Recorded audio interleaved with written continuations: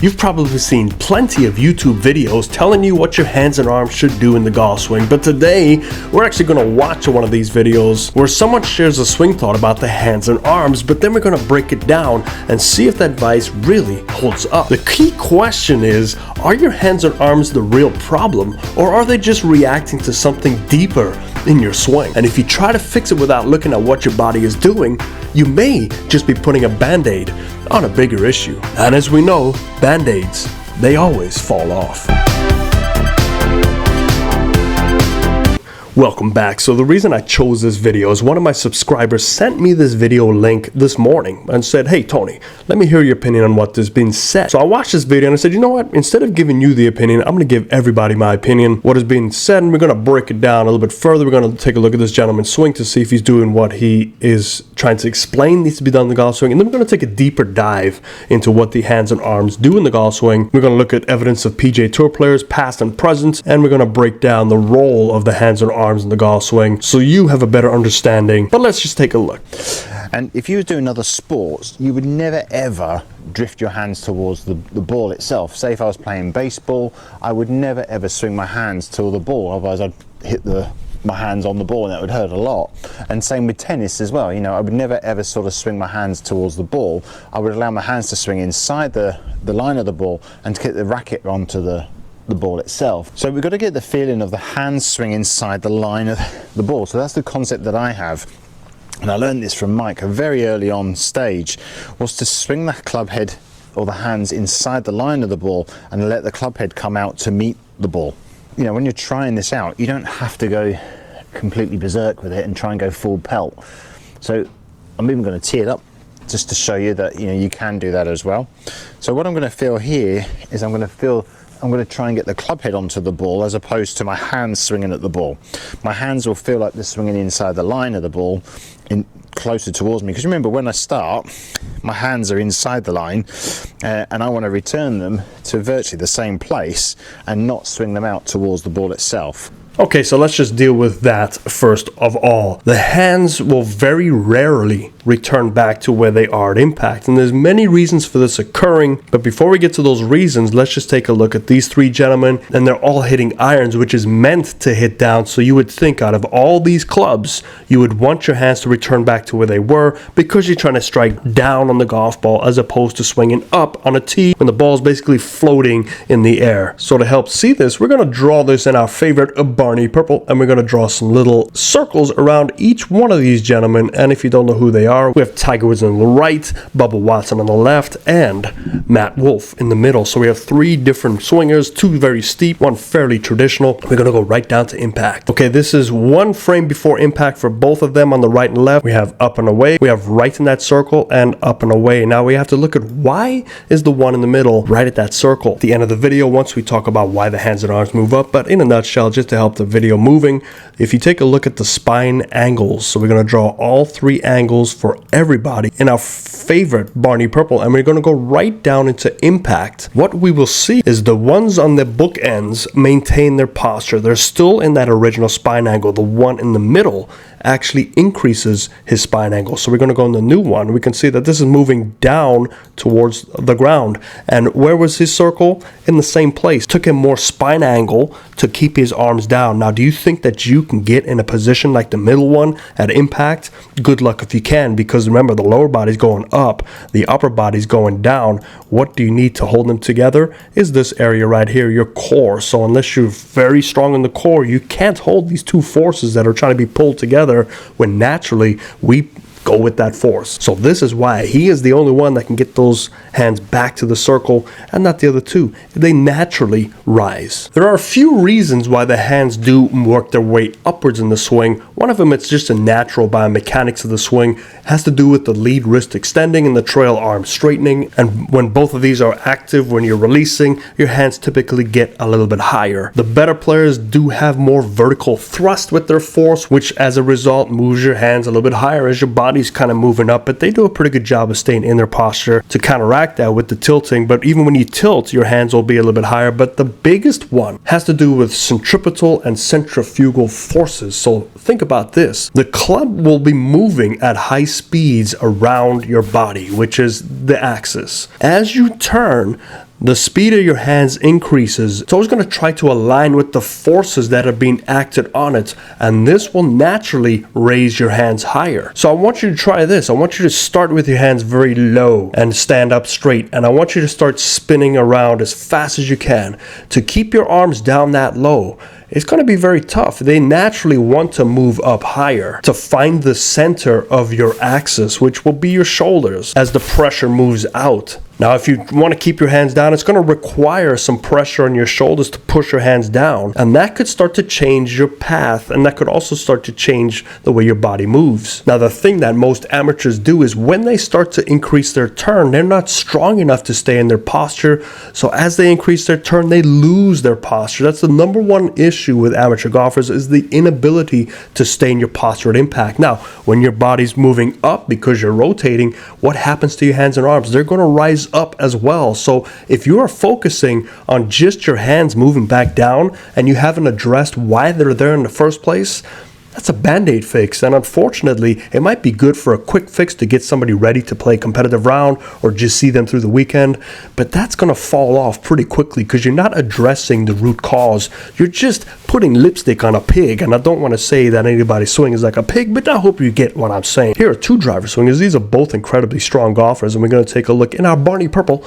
and we're going to, there's the hand position at start and even at impact here. They both struck the golf ball. Even the frame before, where are the hands? The hands are up and away. Now you think about why, because A, they're turning so much more, that force is pushing your hands up and away. There's also shaft droop that they have to accommodate for. The way they fight this is by increasing the tilt. Now when you increase the tilt, your hands will also move out and away from you. So there's many reasons why your hands are in this position, and it is perfectly normal for them to be in this position.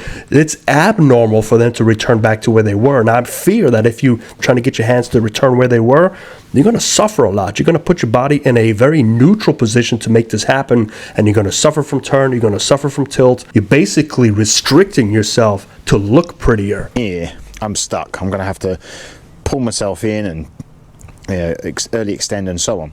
So the main concept here is to swing my hands inside the line of the ball and let the club head edge just drift out in front. It will feel to me, or it feels to me, like I'm swinging the club very level to the ground. I don't feel as though that I'm sort of throwing everything down.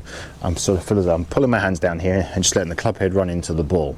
Okay, so I'm going to do it nice and easy, nice and effortlessly. So I'm just going to swing back and just swing through. So to me, it seems like he is trying to instruct what he is feeling, and that is a big difference. Instructing what you feel and instructing what actually occurs are two different things. We're going to break down that swing that he just took and see what really occurred. But I understand what he is saying, that the illusion of the hands getting much higher with the amateurs. As an instructor, somebody might think, oh, you're throwing your hands at it, but in all reality, it's probably a little bit deeper than that, and it has to do with your spine angle retention and how you move up in the golf ball, but we'll get to that later. But let's just take a look at his swing right now and break it out. This gentleman, we got Barney Purple with the spine angle and also Mellow Yellow with the plain lines in the back brace line. Now, why is that important? Because this has everything to do with what he is trying to show you. But let's just go ahead and look at where his hands are at the start of his swing and then where they arrive at impact. Now, keep in mind, before we go there, here's his practice swing, and we can see that as he takes this club back,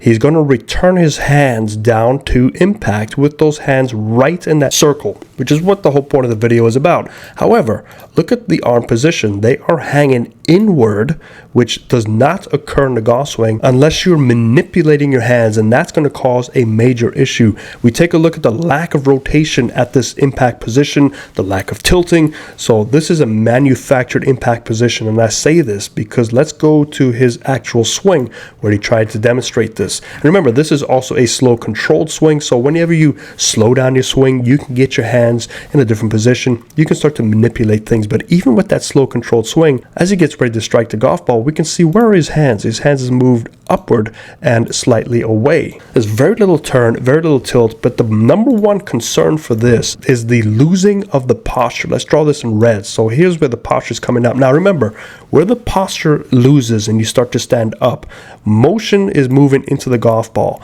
You need to create room. And one of the adverse effects of this is it straightens out your spine, but it also will straighten out your shoulder tilt. So your hands will naturally start to move up. Now we could see the effects of this. It's moving up and away. Now he has not executed a lot of turn. Imagine if he started to turn more. Those hands would probably be even higher. The only way for him to fight that and return his hands back to neutral is his body will have to work completely different. His body will need to get further back and his tilting will need to increase. So let's redraw this so we don't get so confused. So let's draw where his hands need to be. So let's say his hands are there. That means his spine angle at impact needs to be back over here. Now that's going to put a lot of stress on that right shoulder tilt under. We're going to have to make a lot of room back over here by pushing this way and basically bowing to the golf ball to pull your hands back down to where they were. So that's a very big task for most people, including teaching pros. Most teaching pros are mid to high single handicappers. We're not out there setting golf courses on fire. We just instruct for a living, but we're basically like an amateur golfer too. And this last frame will demonstrate feel is not real. If we take a look, I've outlined where that club head is throughout his downswing, and then I've also outlined in circles where his hands are. His hands are in green, the club face is in blue. So he is saying that he wants you to get that club face on this side of the hands at impact. And even when he does this drill and tries to purposely get his hands to return to where they were at setup, it does not occur. And secondly, the club does pass under the hands. But let's take a look at some golf pros to further verify this. Okay, so we know that the hands will move up and away from us because of rotational forces we addressed in the first part of the video. This is the second part where he is talking about the club head moving above the hands. And remember, that's his feel. In my opinion, he's trying to instruct the feel, but this is going to lead people down an avenue where this doesn't really occur. So I've traced that lower plane line in green. You're looking at that blue line, which is basically the hand path from the top of the swing to impact, and then also the yellow line, which is the club head from the top of the swing down into impact. And you'll notice that all three of these, the hands are always above the club head, not the other way around like he's trying to show you. So the reason they're keeping that club head below the arms is probably because they can maintain the posture a little bit easier. Now what he is suggesting is contrary to this, but we're also learning that rotation gets those hands to go higher, which now makes sense. So if the hands are going to go higher, means it's going to be slightly steeper than your club head. Your club head's going to try and find the plane. So the club head's always going to be slightly lower than your hands, which is a completely different idea than what he's trying to instruct. So bottom line, I mean, you just got to be careful with what you watch and what you implement. You always want to have a golf coach that is reputable in your area. Go support your local PGA Pro because they can really help you out. But the real takeaway for this here is for the amateurs. Just remember this, it's very simple. Your hands and arms cannot act on their own. They're responding to what your body is doing. And if you're struggling with where your hands are at impact, how they release, or even your overall swing path, the real issue might not be your hands at all. It might be your body's inability to turn and tilt correctly and hold its posture. And that's why it's crucial to focus on the root cause. And arms and hands are not the root cause. They are actually there to try and save your swing because they're the last line of defense. Hope that helps you. I'll see you next time. I won't be on tomorrow, but we got the Sunday live show. If you want to submit your swings, go ahead and send me a face-on down-the-line view of your golf swing. I'll help you out for free for our live cause and effect show this Sunday and every Sunday, 6 o'clock p.m. PST. Hope that helps you. I'll see you next time. Go get a coach. Fairways and greens.